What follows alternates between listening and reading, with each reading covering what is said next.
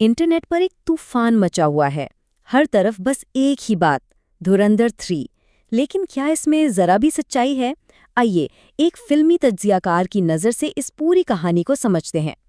तो असल सवाल ये है कि धुरंधर 3 वाकई आ रही है या ये सब सिर्फ फैंस की ख्वाहिश है, उनका एक ख्वाब। चलें इस पूरे मामले की तह तक पहुंचते हैं और सच्चाई का पता लगाते हैं। ये सारा हंगामा शुरू हुआ एक पोस्टर से, एक फैन मेड पोस्टर जिसने सोशल मीडिया पर जैसे आग ही लगा दी। उस पर तारीख लिखी थी 14 जून 2026 और दावा किया जा रहा था कि यही है धुरंधर 3 की रिलीज डेट। तो देखते हैं कि आखिर ये अफवाह इतनी तेजी से फैली कैसे और क्यों लाखों लोग इस पर यकीन कर बैठे। देखिए, इस अफवाह के फैलने की कई वजूहात थीं। एक तो ये कि फैन मेड पोस्टर्स वायरल हो गए, फिर सोशल मीडिया पर लोग दावे करने लगे कि जी कंफर्म हो गया है। लेकिन सबसे बड़ी वजह थी खुद फिल्म। धुरंधर 2 का जो एंड था, खास तौर पर उसके 2 पोस्ट क्रेडिट सीन्स, उन्होंने लोगों को पक्का यकीन दिला दिया कि भाई कहानी अभी खत्म नहीं हुई। अच्छा, अब जरा फिल्म के अंदर झांकते हैं, सिनेमा के लेंस से देखते हैं कि धुरंधर 2 में ऐसी क्या खास बातें थीं, ऐसी कौन सी बारीकियां छुपी थीं जिन्होंने फैंस को सीक्वल के लिए इतना पक्का कर दिया। इस फिल्म की जो सबसे कमाल की चीज़ है ना, वो है इसकी डिटेलिंग। मतलब पीक डिटेलिंग कह सकते हैं इसे।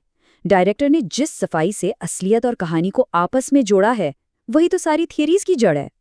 और ये देखें, इस टेबल से बात बिल्कुल साफ हो जाती है। डायरेक्टर आदित्य धर ने कैसे हकीकी जिंदगी के वाकयात को कहानी का हिस्सा बनाया। चाहे वो किरदार आतिफ का कत्ल हो, जो बिल्कुल अतीक अहमद के वाक्य जैसा लगता था, या फिर बड़े साहब को जहर दिए जाने की बात, जिसकी खबरें भी उड़ी थीं। हर फिल्मी वाकया किसी न किसी असली खबर से जुड़ा था, और इसी वजह से देखने वालों को लगा कि ये कहानी तो हकीकत में आगे बढ़ रही है। और इन्हीं इशारों की वजह से बहुत ही दिलचस्प फैन थियरीज सामने आईं। सबसे मशहूर थियरी है कनाडा कनेक्शन, कि हमजा का अगला मिशन कनाडा में होगा, जो आजकल के हालात से भी मिलता जुलता है। फिर एक थियरी जमील के किरदार पर है कि वो तो दरअसल एक मास्टर इंडियन स्पाई है।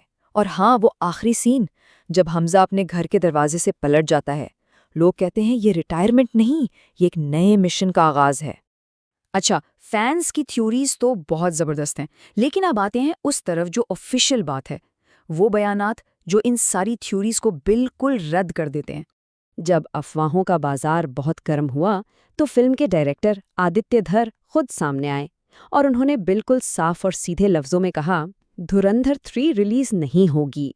मैं ऐसे किसी प्रोजेक्ट पर काम नहीं कर रहा हूँ और मुस्तकबिल में भी ऐसा कोई मंसूबा नहीं है।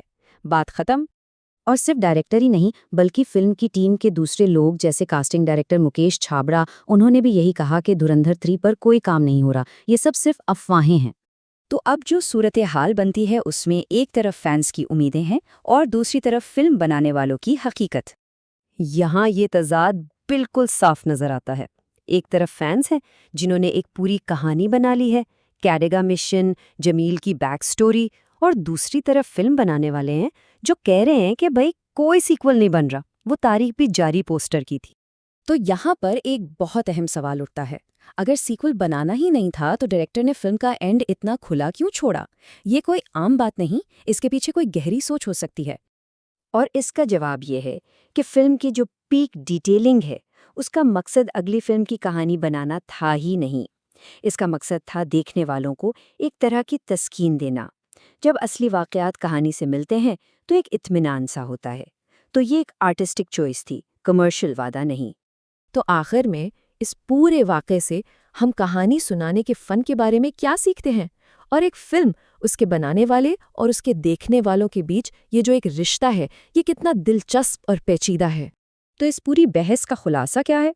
एक अफवाह वायरल हुई जिससे खुद फिल्म की डिटेल्स ने हवा दी, लेकिन हकीकत यह है कि डायरेक्टर ने साफ मना कर दिया है। और फिल्म का जो ओपन एंडिंग था, वो दरअसल कहानी को मुकम्मल करने के लिए था, ना कि किसी नई फिल्म का रास्ता बनाने के लिए।